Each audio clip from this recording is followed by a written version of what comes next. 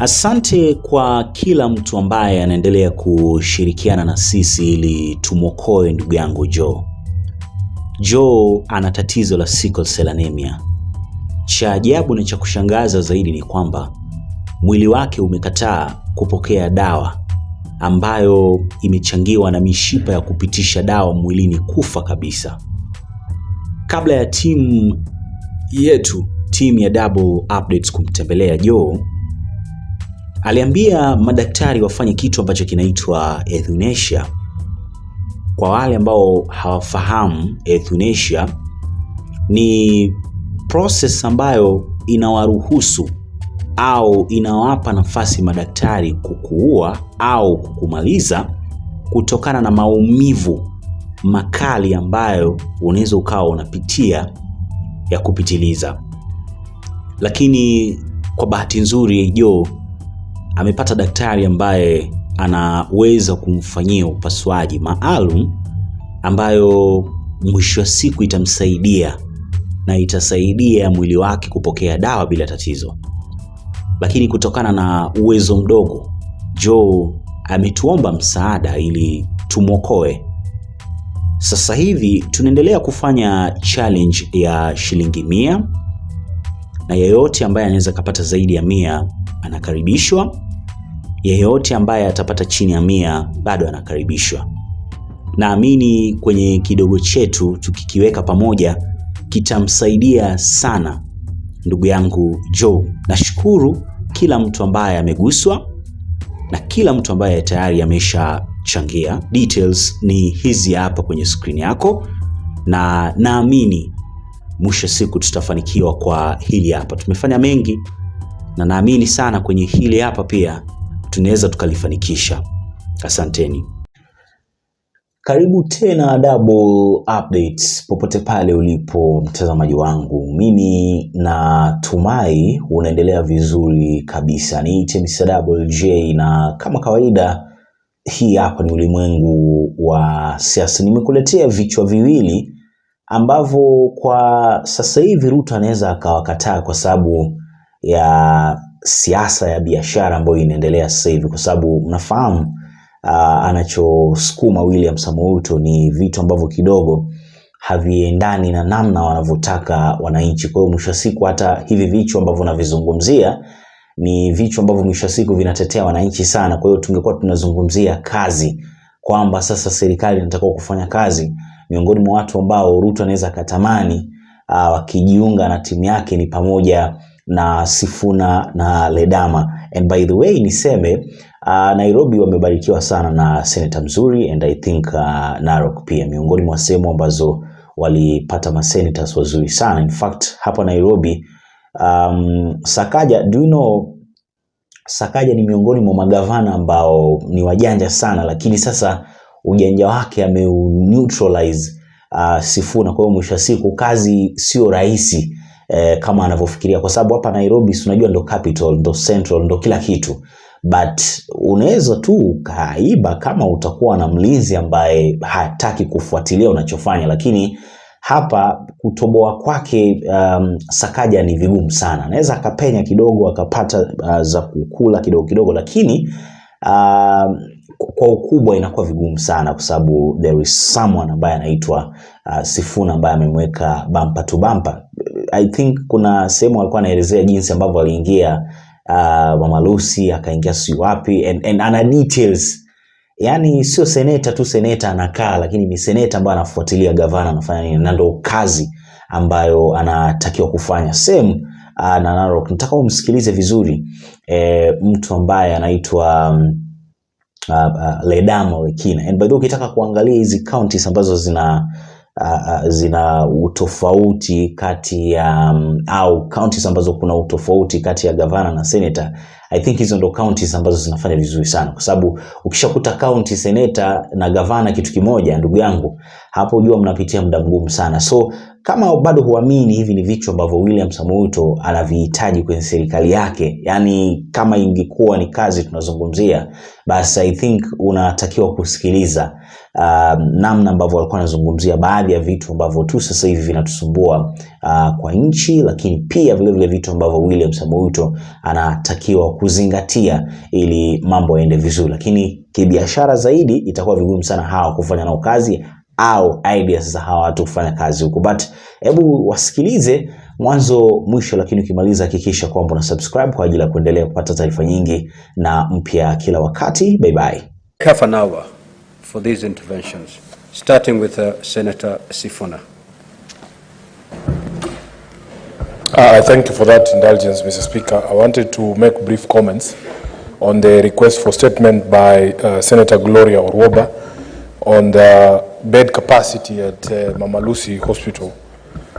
Mr. Speaker, indeed, as part of my oversight work, I have visited all the level 5 county hospitals. And Mr. Speaker, the situation at Mama Lucy is quite dire. But I wanted to inform this House that we have gotten quite some serious support from the Committee on Health, very ably chaired by the Senator for Uasin Gishu, the Honorable Mandago. Mr. Speaker, in fact, this committee has helped us so much to reach a resolution to expand the county's capacity to treat Nairobians by reaching an agreement with the national government to hand back Mama Margaret Kenyatta Hospital in Korogosho. Mr. Speaker, what is most disheartening is that when I visited Mama Lucy on the 1st of February, I was told that in fact the county has not made any follow-up on that directive by the Senate Committee on Health, and our facilities continue to be strained. At all these level 5 county facilities, Mr. Speaker, we have projects to expand capacity that have stalled. And in fact, for the Mama Lucy Hospital, there is a 344 million project that was initiated by the Nairobi Metropolitan Services, Mr. Speaker, that stalled at 45%. The contractor is owed 50 million shillings, and therefore they have abandoned site. Mr. Speaker, the Health Committee of this House has been so gracious and supportive to Nairobi. They had actually scheduled a visit to these county facilities on Monday the 11th of March, which is just a few days from today. And Mr. Speaker, the most heartbreaking thing is that on the eve of that visit, we received communication that somehow the county governor had made himself busy, and therefore that the committee was not welcome to tour the county facilities. I want to encourage the chairperson of the Health Committee that because of the problems we have in Nairobi, if you go to Mbagathi, there is a project that stalled, the contractor abandoned site, he is owed 15 million shillings, Mr. Speaker. And when I complain about other uses of money, my colleagues have spoken about foreign travel, for instance. Nairobi is one of those counties, Mr. Speaker, that is leading in foreign travel expenses. And if you compare, Mr. Speaker, what is being used for foreign travel, or even just billboards in Nairobi, we spend 20 million shillings, Mr. Speaker, for billboards in Nairobi, yet 15 million shillings is what is required to get back the contractor on site at Mbagathi. The situation is the same at Mutuini Hospital, Mr. Speaker, where the most ridiculous thing is happening. The Chair for Health, I wanted you to come and confirm that there is an X-ray machine at Mutuini Hospital, but it cannot be used by the people in Dagoretti South, Mr. Speaker, because we don't have doors to the room in which that X-ray machine is put. And Mr. Speaker, when you speak to the management of the hospital, they will tell you that between 500,000 shillings and 700,000 shillings would get us doors at Mutuini Hospital for the X-ray room, and we would stop sending people all the way to Mbagathi just to get X-rays. 500,000 shillings, Mr. Speaker, is the value of 2 billboards for 1 month in Nairobi. It is just plain ridiculous. I want to encourage the committee and the chair of the Health Committee, whether the governor is present or not, please come and visit these facilities and see for yourselves. So as even when you tackle Senator Gloria's inquiry, just come to these facilities. Let's not wait for the governor, because the governor is always going to find an excuse for you not to visit. I have more than enough capacity as a senator of Nairobi to host the Health Committee, Mr. Speaker. So I want to encourage them. Whatever the governor was going to give you in terms of accommodations, if he was going to give you traffic marshals to clear the roads, I can assure you the people of Nairobi will give you the necessary support so that you're able to visit all these facilities and see for yourself, so that you can help the people. I thank you, Mr. Speaker. Senator If we have this deficit, for us to be prudent in terms of our management of our debt as a country, because if you set up, we changed. I remember in the last parliament, we were here. Some members who are current cabinet secretaries, like my friend Morcomen, was completely against the increasing of the debt ceiling. But now, cleverly, you change from a particular figure to a percentage of GDP. Let us be very sober here in terms of the discussion. Is the GDP set, or is it a moving target? So whenever you say, and I've looked at this report, it says that by June, it was about June 2023, it was about 70.8% of the GDP. And the figure, the nominal amount was 10.278 trillion. On this, 5.4 trillion was an external debt. 4.832 trillion was domestic debt. Then they move quickly and they say, hey, let's clap for ourselves. Bam, bam, bam, bam. That in February of 2024, it is now 67.2%.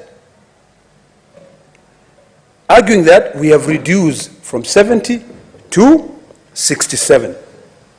And then the nominal amount has gone up to 11.2. But what they forgot to say here is that GDP is a moving target. It is very difficult. You know, you cannot come in and tell us that, oh, if we had it as a figure, and that's why I was completely against changing of the GDP from a figure, you know, the debt from a figure to a percentage of the GDP. Mr. Speaker, understanding finance is the beginning of building a nation. But I tend to believe that sometimes we speak from both sides of our mouth. Because you say you want to help, yet at the same time, you are increasing on expenditures. Mr. Speaker, today, if you ask me, what is the budget of State House? The budget of State House, I dare say, is 50% of our budget deficit. It's about 364 billion shillings. If we really care about this country and we want to move this country far, and we want to come up with a proper medium-term management strategy that allows us to monitor our credit rating worldwide so that it is not affected. That's number one, Mr. Speaker. Second, so that we can lower down the interest rate. Third, so that we can make it affordable for credit and credit available domestically. What is the first thing we need to do? The first thing we need to do is to completely lower the cost of our day-to-day running of the house in the hill. I would be happy if the president says, today we are reducing on this budget. I heard him in Narok saying that he's going to cut on those spending, on all those on those parastatals. It is good. Let's do away with them that are obsolete. Let's not fund them. But also, you know, when you live in a glass house, you have to be careful. Because the budget of State House is unbearable. We are not able to manage it. So that is issue number one, Mr. Speaker. Number two, and I'm happy that my good friend, the majority leader, has just walked in. Number two, we need to be creative. And I heard the Cabinet Secretary of Treasury, and also my good friend, my DVD, talking about the new strategies that the government is adopting in terms of going for the Kyoto funds, which guarantees they give a grace period of about 12 years, interest-free. Why not become creative and go for those funds? Borrow the funds, which we don't have to pay so much. And in fact, I don't know the logic, and maybe my good friend Senator Eddy will be able to explain as to why we are borrowing 45% locally. We should try to borrow the least locally. We should try to borrow very little money locally and just borrow money outside. So we need to be very clear on our financial goals, Mr. Speaker. We need to be, I have to say, when credit is due, you have to give credit. What the government does well, we have to say, yes, the government is doing well. But when they do things which are not right, we tell them. If it is indeed true that we have paid off, half of what we're supposed to pay in the Eurobond, I will say kudos. Because then that allows us to be able to manage our finances and set up our goals so that we don't overtax our people to be able to pay. I was listening to my good friend, the senator from Nandi, talking about asking why should we be paying for KQ. I think it's important for us to be clear that a call-up debt has to be paid by the company that guarantees it. The government did guarantee. It guaranteed that it will pay up, and it paid.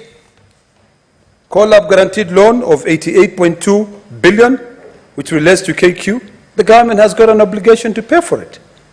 So we cannot run away from it. We have to ask ourselves, how do we manage it effectively? So, Mr. Speaker, it is important that the Cabinet Secretary for Treasury, my good friend Ndongo, seek approval from both houses when they need to borrow more.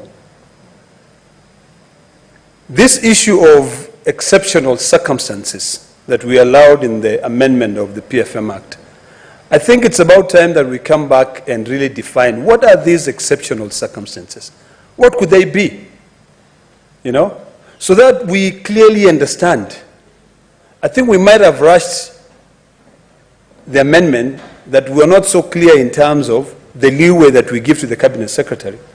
We need to give him a leeway, but we need to clearly define these exceptional circumstances for borrowing, so that at least we are all not taken by surprise. Nobody comes out and say, oh, we borrowed to pay this, but we didn't know. When? How? So these constant reports are very, very important. Just like we're talking about today,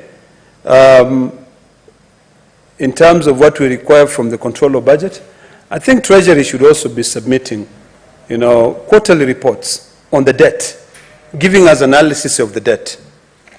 My other point that I made, which I want to be able to talk about, is really to reiterate on this issue of cutting down unnecessary spending. And this cutting down the unnecessary spending should not only be pegged on, or should not only be on the national government, even on county governments. In county governments, and all senators here will tell you, there is a lot of spending in county governments which is unnecessary. If you open, my governor spends in a month around 16.2 million shillings paying for helicopter transport. That is money that could be, and then when you go to a hospital, there are no drugs. So you ask yourself, what is the logic in this? How do you go spending 16 million? And these are facts. And facts, the problem with facts, they are stubborn. Majority Leader, this guy spent 16.2 million. I can give you the figures now. The governor of Narok to pay for helicopter, but if you go to a hospital today, there are no drugs. Really, this unnecessary spending have got to be controlled. So we must cut down on that. And then finally, Mr. Speaker, as I wind up, I just want to reiterate that this monitoring of this borrowing is very important. Because even though we want to reduce, right now we've managed to reduce it to 67% of the GDP, but just because the GDP is a moving target, it can go up to 80%. We'll be in serious debt. As I end, it is imperative, Mr. Speaker, that we try to create a good environment for doing business. I'll be very happy if county governments pay their debt when the debt is due. Right now, we are talking about a deficit of about 739 billion. If you look at county governments combined, they owe about 117 billion shillings. We need to be diligent in analyzing budgets, performances. This issue of relying only on the Auditor General to give us financial statement that gives us opinions, that it's adverse, it's a qualified, really does not give us a clear picture on how funds are being spent.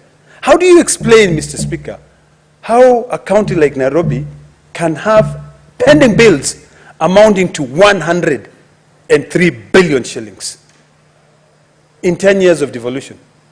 How do you explain a county like Narok owing about 1.5 billion shillings, yet it's a county that is one of the leading in terms of own source revenue?